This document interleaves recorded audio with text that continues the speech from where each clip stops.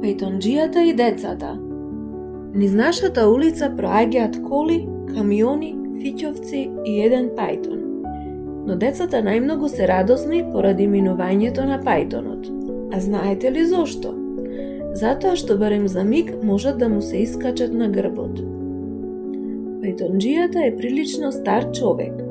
Според раскажувањата некогаш возел кралови, генерали и амбасадори. А сега времињата се изменија. Времето е сега суво злато, но тој се така постаро. Од хотелот до станицата, од станицата до хотелот. Сепак, се уште се однесуваше како да има само 20 години и како да е без грбка. Кога случајно добро ќе му тргнеше работата, преминување низ улицата на децата им подаруваше насмевка и бакнежи. А децата зарем можат да испуштат ваква можност? Внимателно трчаа и се качуваа на задната страна од пајтонот. И додека оние кои успеваа да се качат беа радосни, доттогаш другите кои остануваа долу од завист почнуваа да викаат: "Чичко, се качија на пајтонот, се качија на пајтонот." Пајтонџијата само ќе мавнеше со својот камшик и исплашените деца веднаш ќе се разбегаа. Но потоа тие пак се качуваа и оваа игра продолжуваше се до скршнувањето на пајтонот зад аголот од улицата.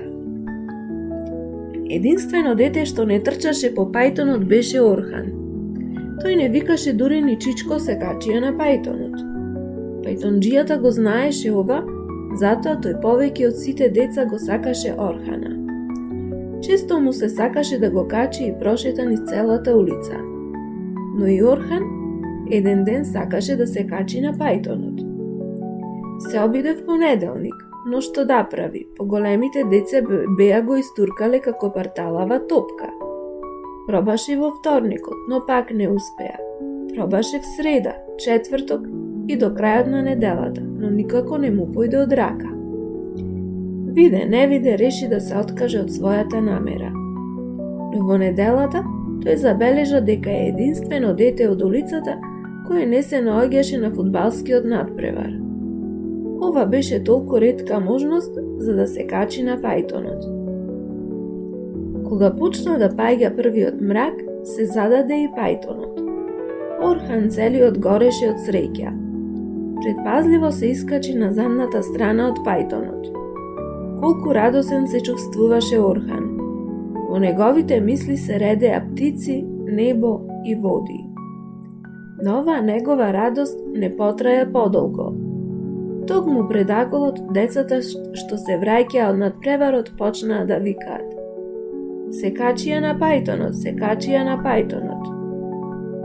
Тие го фатија и турнаа долу на земја.